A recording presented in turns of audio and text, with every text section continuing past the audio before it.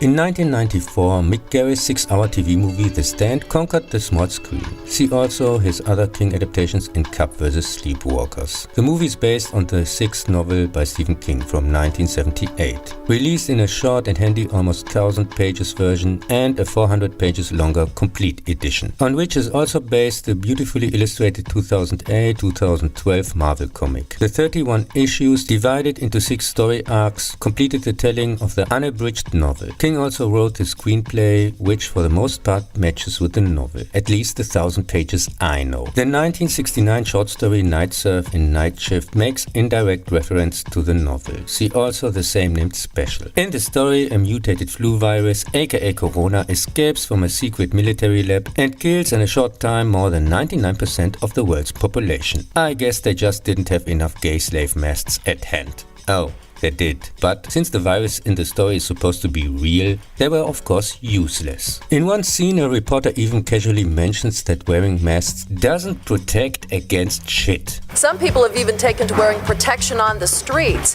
Why are you wearing this mask, sir? I don't know, just feel safer. Okay, thank you.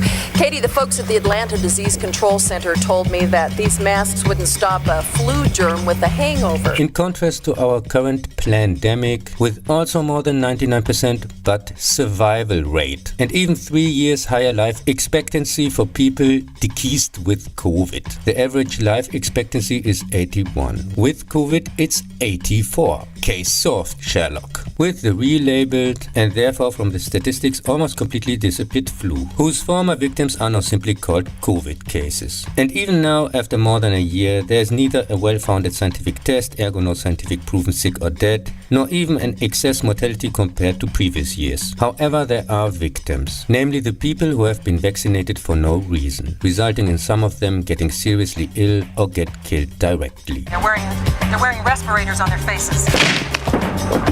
Shut it down! Hey, Bluto, you ever heard of a little number called freedom of speech? Bill of Rights? Any of that ring a bell? Folks, I've just been ordered by my uninvited fascist guest to shut down, and I've refused. All right, I think...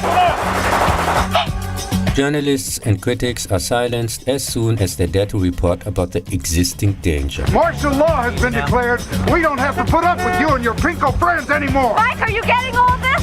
Can we have a Get him! Get him! Get the driver! In the car!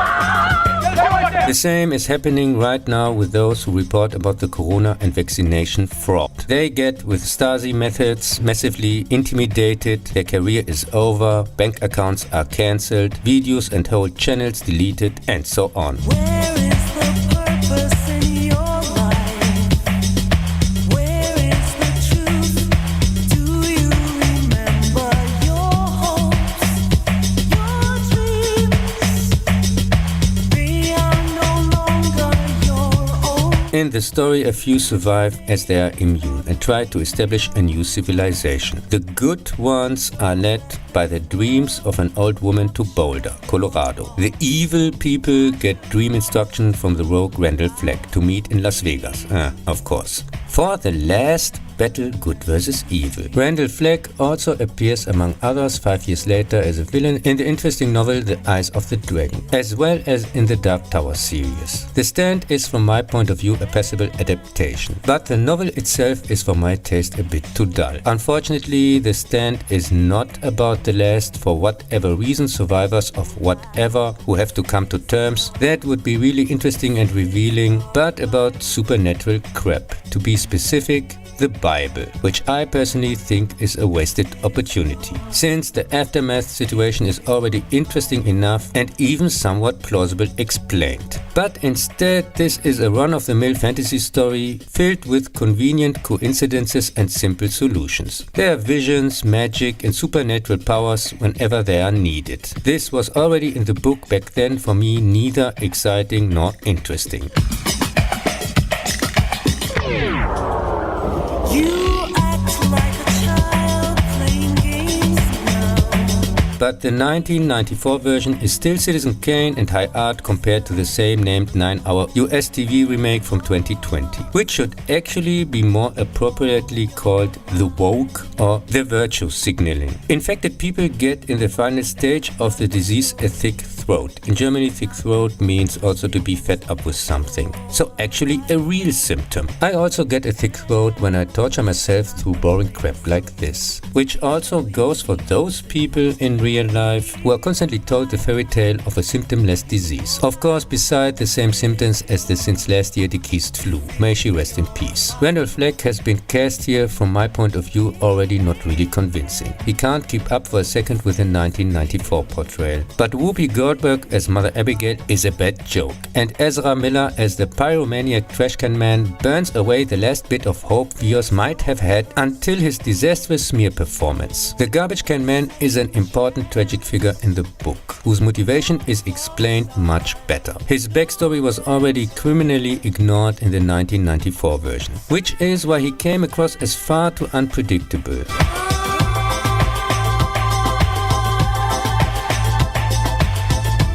But here he is directly portrayed as a crazy monster.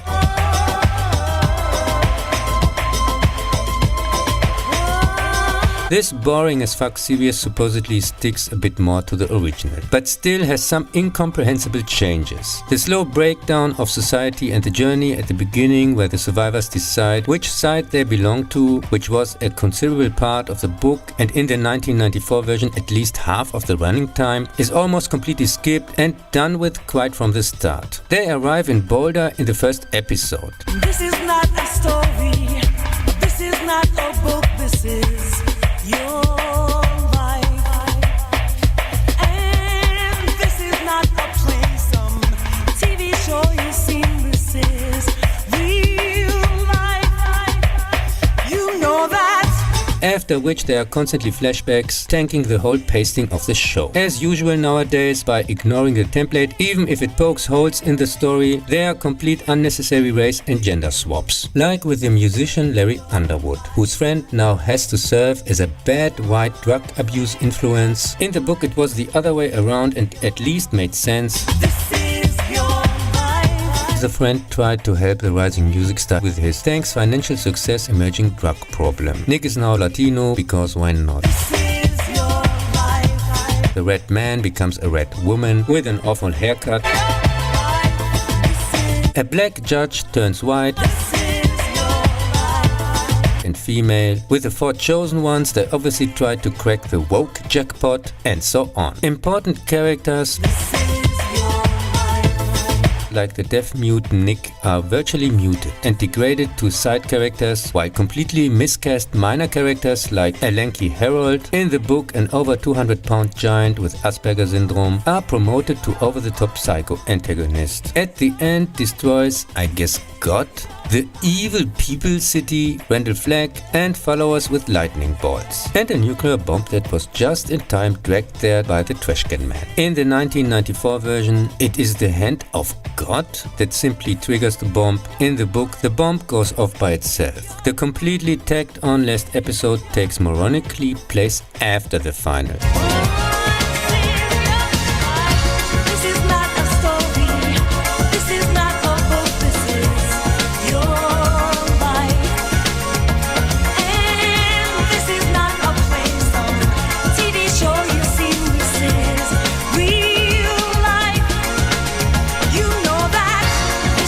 In which Stu and Franny risk their lives for no reason than the script, go on vacation with a 3-month-old baby, meet a kid version of Mother Abigail,